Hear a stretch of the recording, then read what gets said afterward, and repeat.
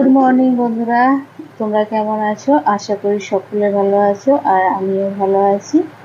আর আজকে সকাল থেকে ভিডিওটা আরম্ভ করে দিয়েছি। আর দেখো আমি নিচেই শুয়েছিলাম, কেননা আমাদের ওপরে 3টে ঘর,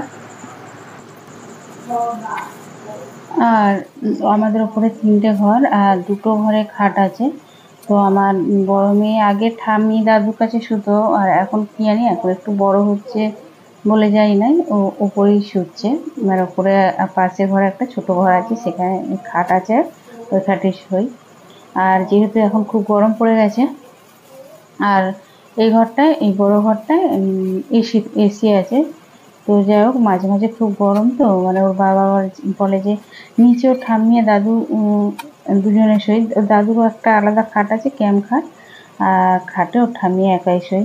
তো ঠাম্মির পাশে অনেক জায়গা আছে, কেননা 3 জায়গায় 3টে পাখা চলবে, অনেক বিল উঠে যাবে। সেই জন্যই ওর বাবা বলছিল যে তুই তাহলে তোর ঠাম্মির কাছে শো।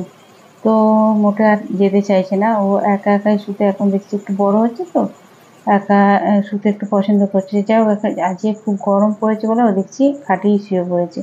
আর মানে এই খাটে, মানে আমাদের বড় ঘরের খাটে। আর শুলে কি বলতো, মানে আমাদের 4 জন একটা খাটে হয় না, মানে এত একে গরম, আর তারপরে এক একজনের গায়ে এক একজনের লেগে যায়, মোটে আর হয় না। আর যাই হোক, আর শুয়েছি, তাই আমি নিচে শুয়েছিলাম একটা কাঁথা পেতে, আর নিচে শুয়ে পড়েছিলাম।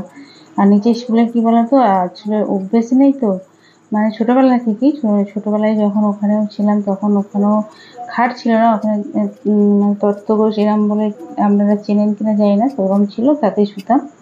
তো এখন এই খাটে এখন শুই।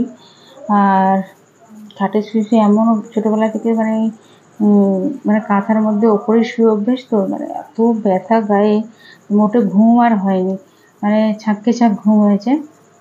তারপর ভোরবেলা উঠে আমরা একটু সরে চলো, সবাই সরে সরে চলো, আমার একটুকু ঘুম হয়নি। তো একটু উপরে উঠে তারপর আবার একটু মানে আধ ঘন্টার মতো শুয়েছিলাম।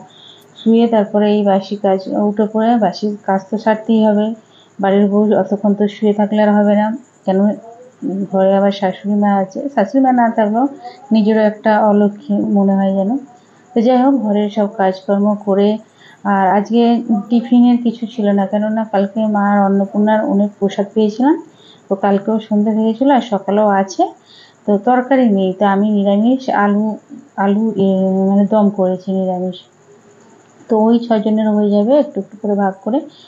আর দেখো আমি ঠাকুরকে এখন সেবাটা দিয়ে দিচ্ছি, আমার স্নান হয়ে গেছে। আর আর মেয়েগুলো এখনো ঘুম থেকে ওঠেনি, আজকে তো রবিবার, ওদের ডাকা খুব অসম্ভব, মানে ডেকে ডেকে আর কি বলতো, বড় হচ্ছে তো কি চেঁচাবো তা যায় না। তা আমি তো চেঁচাতে মারতেও তো কিছুই মারতে তো পারবোই না।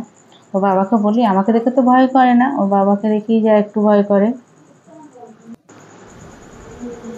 তো দেখো, এই যে আলুর দম করেছি, আর এই যে পোলাও ভাত, মানে ওই মা অন্নপূর্ণা, তো এটা আমি খাবো।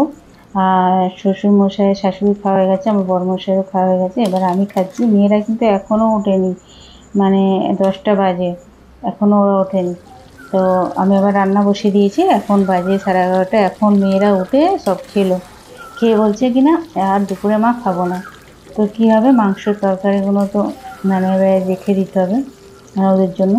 তো আমি সবটাই রান্না করছি, করে ওদের জন্য ভাগ করে রেখে দেবো। কখন ওরা দুপুরবেলা খাবে না, সে একেবারে বলছে আমরা রাত্রে খাবো। তো দেখো মাংস আমার কষানো হয়ে গেছে, মাংস যত কষাবে তত ভালো স্বাদ হবে। দেখো মাংস থেকে তেল বেরিয়ে গেছে। তো আবার ভাত খাওয়ার পর চলে এলাম, এটা হচ্ছে রাত্রে। রাত্রে হ্যাঁ, তোমাদের বলা আমি দুবেলারই ভাত নিই। আর কালকে পরশু দিনের ভাত ছিল, আর যেহেতু ওরা মেয়েরা খায়নি, তো ওই ভাতই আমাদের 4 জনের হয়ে গিয়েছিলো। তো আর তাই জন্য আবার রাত্রে ভাত বসিয়েছি, আর এই ডাল করছি। তো আর মাংসের ঝোল আছে, এই দিয়ে আমাদের হয়ে যাবে রাত।